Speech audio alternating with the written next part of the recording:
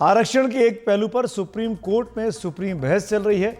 उधर आरक्षण के मुद्दे की गूंज आज राज्यसभा में भी सुनाई दी, जब प्रधानमंत्री नरेंद्र मोदी ने राष्ट्रपति के अभिभाषण पर धन्यवाद प्रस्ताव पर बोलते हुए देश के पहले प्रधानमंत्री पंडित जवाहरलाल नेहरू को ही आरक्षण विरोधी ठहरा दिया। प्रधानमंत्री मोदी ने नेहरू जी के एक पत्र का हवाला देते हुए ये बात कही और साबित करने की कोशिश की कि कांग्रेस का रवैया शुरू से ही आरक्षण विरोधी रहा है। कांग्रेस ने इसका डटकर विरोध किया। अपनी सरकार के दूसरे कार्यकाल में नई संसद के अंदर यह प्रधानमंत्री मोदी का शायद आखिरी भाषण रहा। ये भाषण आम चुनावों के लिहाज से भी देखा जा रहा है, जिसमें प्रधानमंत्री मोदी ने अपनी सरकार की अभी तक की कामयाबियों का जमकर जिक्र किया और विपक्ष की तमाम कमियां भी गिनवाते रहे। आदरणीय सभापति जी, इन लोगों की मर्यादा इतनी है, अब इन्होंने अपने युवराज को एक स्टार्टअप बना करके दिया है। अब वो नॉन स्टार्टर है।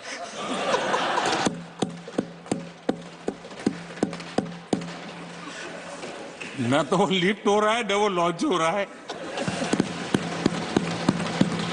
राष्ट्रपति के अभिभाषण पर लंबी बहस का जवाब देते हुए प्रधानमंत्री नरेंद्र मोदी ने बुधवार को राज्यसभा में भी कांग्रेस पर तीखा हमला बोला। लोकतांत्रिक तरीके से चुन करके आई सरकारों को रातों रात भंग कर दी थी,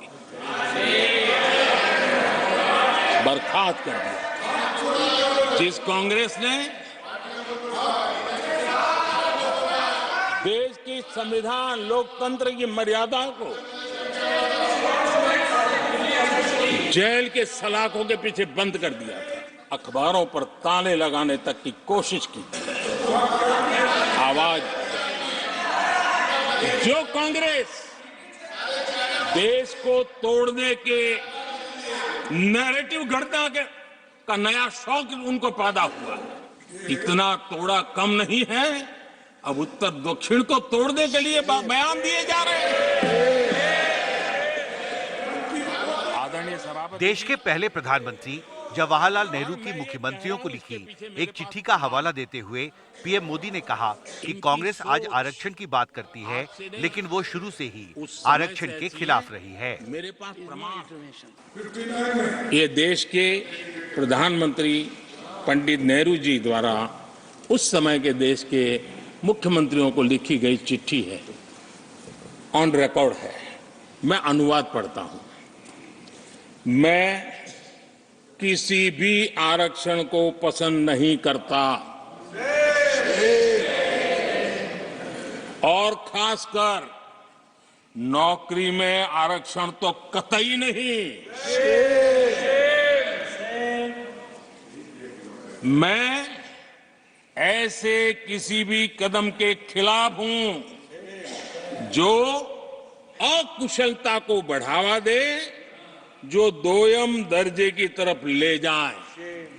ये पंडित नेहरू ने मुख्यमंत्रियों को लिखी हुई चिट्ठी है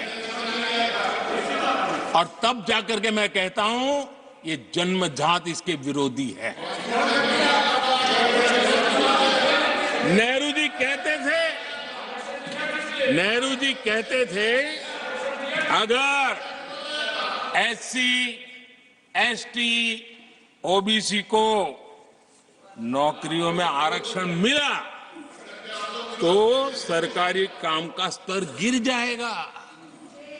प्रधानमंत्री का इशारा इसी हफ्ते रांची की एक जनसभा में कांग्रेस नेता राहुल गांधी के उस बयान पर था, जिसमें उन्होंने कहा था कि केंद्र में इंडिया गठबंधन की सरकार बनी तो जाति आधारित गणना होगी और आरक्षण पर 50% की सीमा हटा दी जाएगी। जवाहरलाल नेहरू आरक्षण व्यवस्था के खिलाफ थे। प्रधानमंत्री के इस बयान पर बीजेपी और कांग्रेस के बीच आरोप प्रत्यारोप शुरू हो गया है। बीजेपी ने कहा है कि प्रधानमंत्री ने एक महत्वपूर्ण ऐतिहासिक तथ्य संसद में पेश किया है, जबकि कांग्रेस का आरोप है कि देश में आरक्षण व्यवस्था जवाहरलाल नेहरू के शासनकाल में ही शुरू की गई। आरक्षण तो नेहरू जी के नेतृत्व में आया। अंबेडकर जी की बात नेहरू जी ने मानी और एक छोटा से अनकॉन्टेक्चुअली पैराग्राफ निकाल के आप कुछ भी बता दो और उसको एक मनगढ़ंत कहानी के साथ प्रस्तुत कर दो। ये प्राइम मिनिस्टर की आदत है। आरक्षण का ऐसा है, सबको मालूम है कि नेहरू जी ने SC/ST का रिजर्वेशन का विरोध किया था। बाबा साहब अम्बेडकर जी ने बहुत फोर्सफुली आरक्षण को संवैधानिक व्यवस्था बनाया। फिर बाद में जाकर के OBC का जो बात आए तो कांग्रेस पार्टी ने फिर OBC का खिलाफ में बहुत जोरदार विरोध किया और राजीव गांधी ने तो पार्लियामेंट में खड़ा करके OBC के खिलाफ में अपना जोरदार विरोध दर्ज कराया। ये दुनिया के सामने में, पार्लियामेंट में और देश के सामने में, पूरा सबके सामने में सबूत है। तो इसमें ये तो बहस का बात ही नहीं है। ये वही कांग्रेस के लोग हैं जो भाजपा पर, जो NDA के ऊपर आरोप लगाते हैं कि ये लोग दलित विरोधी हैं, आरक्षण को समाप्त कर देंगे। 2015 का बिहार विधानसभा का चुनाव याद कीजिए, पूरा चुनाव आरक्षण पर ही लड़ा गया। राजद और तमाम दलों ने उस वक्त यही भ्रम फैलाया कि बीजेपी आएगी तो ये लोग आरक्षण को ये लोग समाप्त कर देंगे। ऐसे में आप जवाब दें कि कांग्रेस के सबसे बड़े नेता, देश के प्रथम प्रधानमंत्री की आरक्षण को लेकर ये सोच रही है। जाहिर है लोकसभा चुनावों से पहले प्रधानमंत्री के भाषण के राजनीतिक मायने हैं और उनके भाषण से राजनीतिक सरगर्मियां तेज हो गई हैं। दिल्ली से कैमरा पर्सन राकेश सिंह के साथ हिमांशु शेखर, NDTV इंडिया। इस बीच ये खबर भी आई कि यूपीए सरकार में अर्थव्यवस्था की हालत को सामने लाने के लिए मोदी सरकार कल संसद में श्वेत पत्र यानी व्हाइट पेपर लेकर आ सकती है। वित्त मंत्री निर्मला सीतारमण ने अपने बजट भाषण में इस बात का जिक्र किया था और अब जानकारी मिल रही है कि कल ये व्हाइट पेपर सामने आ भी सकता है। मोदी सरकार लगातार यूपीए दौर की आर्थिक नीतियों पर सवाल खड़े करते आई है।